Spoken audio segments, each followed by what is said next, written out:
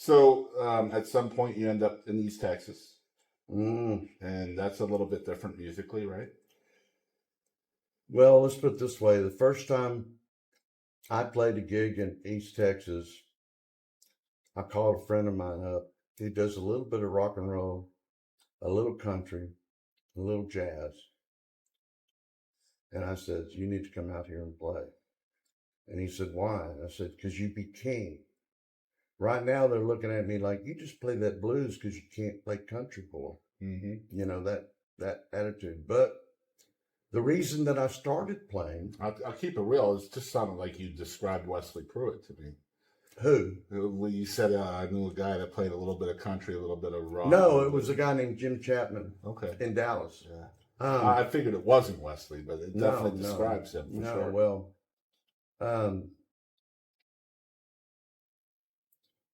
what happened with that whole thing about playing, the reason I started playing is Bud's passed. Mm-hmm. And the night that he passed, it was raining, and I collected some rainwater from that night. And the next day, I called Brooks Drummel. And I'd been doing some gigs with Danny Harlan and other people, but I didn't own a guitar. Wow. And I had a $100 Ibanez acoustic that didn't play too well. But anyway, to make a long story short, I called him up and said, can I borrow your guitar? The hole was too big again. Mm-hmm. I need to play. And then I went and played Friday and Saturday there in the afternoon. And then Brooks said, would you like to play every Saturday from 3 to 6? I said, sure. And that's when I started doing it at the Forge. Mm-hmm. And then I wanted to play a little bit more. So I said, can I please, Wednesday night, I'll even do an open mic, just so I can play a few numbers before I get people up. Right. And so that's why I did it all that time.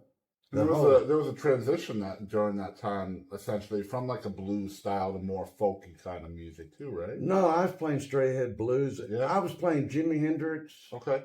Blues, slide stuff. I was playing Robert Johnson. There's a few tunes that I used to do, like Hurt or something like that, different. But I always I'm real picky about material. Yeah.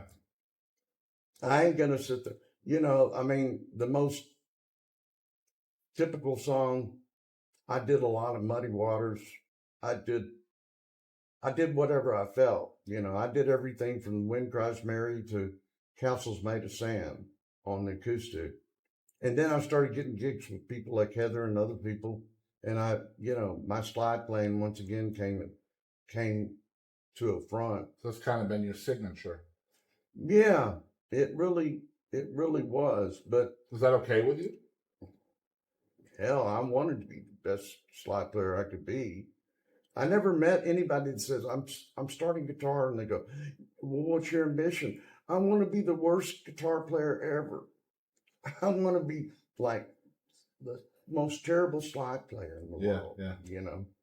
And I kept waiting for a hero, and man, there wasn't any heroes to listen to since Wayne passed. And then now we got Derek Trucks, and it's like, oh my God, wow.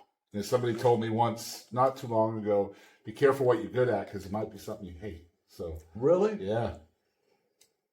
Essentially, they talk about it like it's a song, though. Like if you write a song and you don't like the song, but maybe your publisher does, or maybe your agent does, or your manager, or your record label, they all love the song, but you don't love the song. You don't identify with the song. But you relent, you put the song out there. Now it's a #1 hit. Now you're going to be playing that song the rest of your days, every single night, as your encore or whatever. Just be careful what you're good at, because it might be something you hate. Yeah, it could be. I could see people like the Garden Party. Yeah. Happening. Mm-hmm. Throwing out one-hit wonders.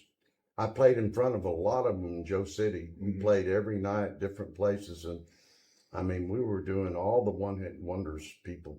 Hetty, Sorry Speedwagons, White Twilly, you name it. We were out there touring with them. Mm-hmm. And, I saw a lot of that, but I don't know. I think sometimes the reason that you might hate it is because it's true.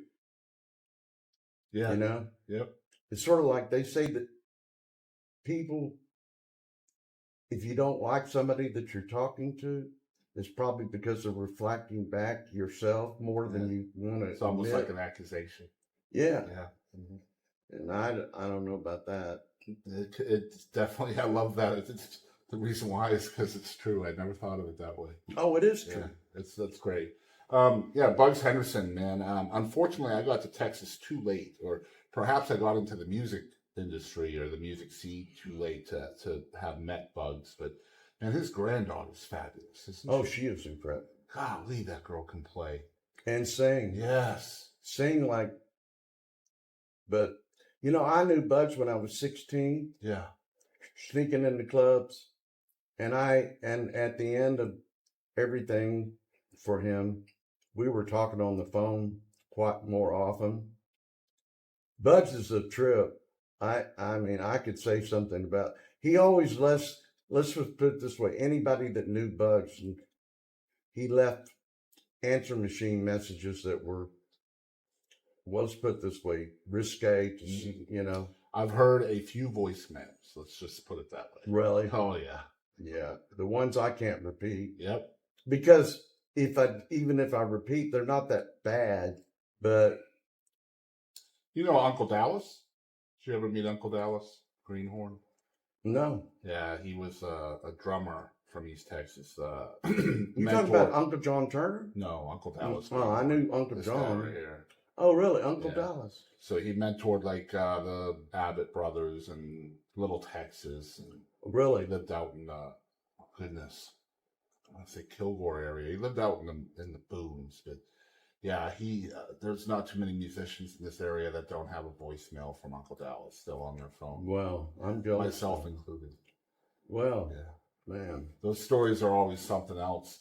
Man, I'll tell you the truth, man. Every time I get a new phone, I don't leave the cell phone office until I can physically play that voicemail I'm the same way. on the new phone. I'm not walking out until it plays on the new phone. I've been with Verizon for 25 years, and they only give you 20 voicemails. Yeah. And 15 of them are people that have crossed over.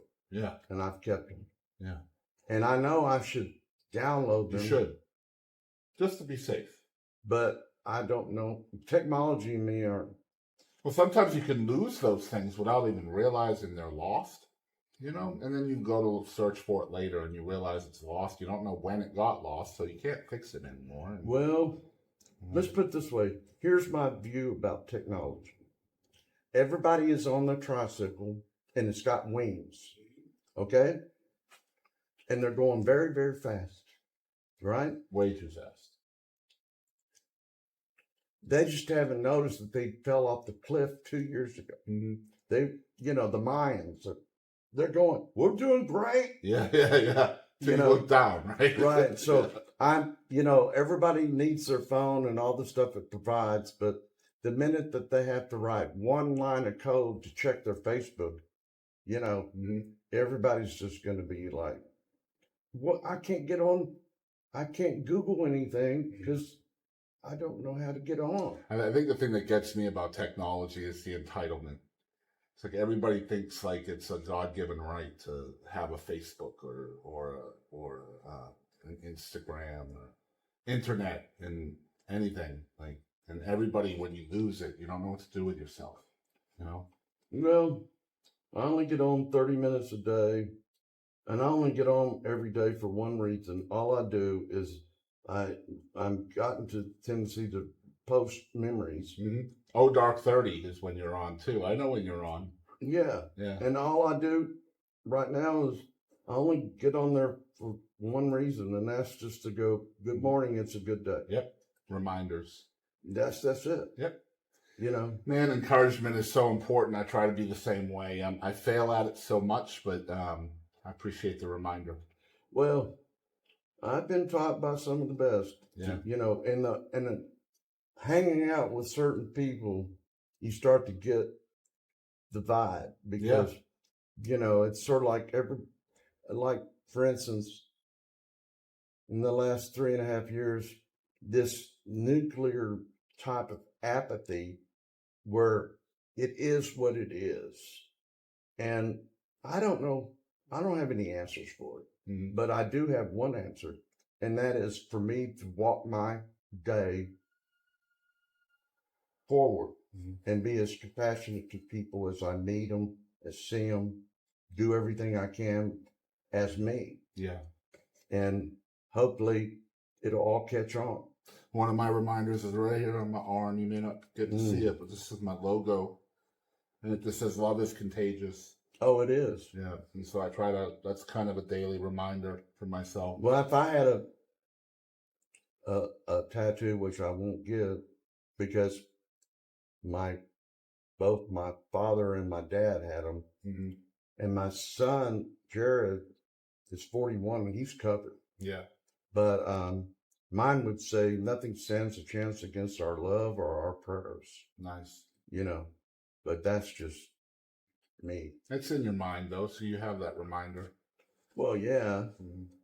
But the mind is, like I was talking to Andrew, you know, the mind is always playing. Yeah. And it just loves to just play. Yeah. You know? It messes with you. So we were talking off air. This is going to be kind of funny because it's kind of ironic in a way, talking about name dropping. Right. And I'm going to drop a name, Ray Wylie Hubbard. Right. Tell us about that one. Well, we were doing a song circle one night. And I feel if I talk about people, I'm not name dropping, I'm talking about my life. That's right. But some people say, "Well, you're name dropping." But I used to feel weird about saying stuff like that. But then I was doing a songwriter circle at Blue Cat Blues with Ray Wylie and 2 other people. Mm-hmm. And somebody mentioned name droppers. And Ray just stood, you know, sort of stood in his seat and he goes, "Name droppers. I hate name droppers. I know him. I know that guy. Oh, I've known him a long time. He's my best friend. I just hate."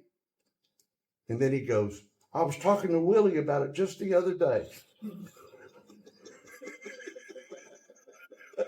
Oh, man. If you're not following Ray Wylie Hubbard out there, first of all, what are you doing with your life? You need to get that done. But man, is he a fun follow on social media. I met him when I was playing that session with Alex Moore. That's the first time I met Ray. Yeah. And I didn't know, if you learn about bugs, you'll learn about the big controversy between him and John Nitzinger. Yeah. Okay? So that's a history lesson. Mm-hmm. I didn't know. I knew bugs. And when I was doing this session, I was supposed to play dobro on a country blues tune.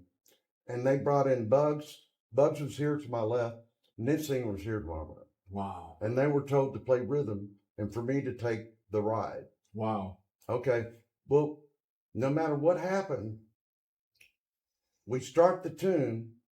I don't know how Bugs did it, but he was actually playing the guitar in such a way where he was in sync, but he was making John sound like he was off. Yeah. And he was just doing it. And I just felt the vibe. And I went into the singing booth and I just met Ray, and I went up to Ray, who was nursing a toothache. And I go, "Ray, is it me? I mean, I'm the new kid on the block. Is all that angst in there about me?" Mm-hmm. And he goes, "Craig, can't you feel the love?" So it was a history lesson you just didn't know about yet. Oh, I didn't know anything about it. And when Yeah. I did learn about it, you know, it's So we talked a little bit earlier about not looking at your audience, and I want to. For me, I'm not a performer. I sing, I dabble. I've done karaoke, things like that. I can't sing with my eyes closed. It feels awkward to me. I'm just curious. What's the why? Why do you do that, or not do that? When I first started playing electric guitar out in clubs and stuff like that, I tried to look out at the audience, but Was it just distracting? it just totally distracts me. Yeah.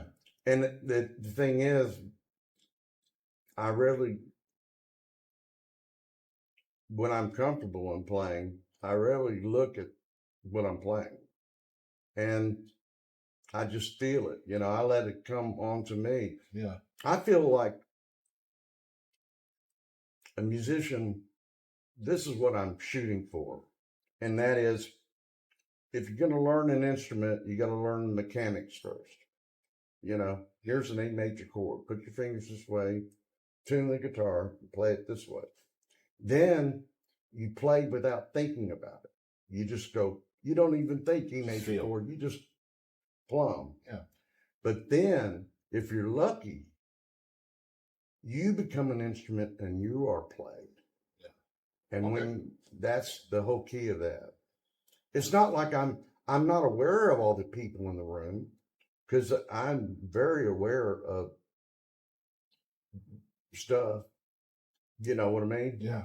And there's stuff that you're not worried about. I remember one time I was playing the Forge on Saturday, and there were these two people, and they were both in overalls. It was a man and a woman, and they had to been in their late 60s.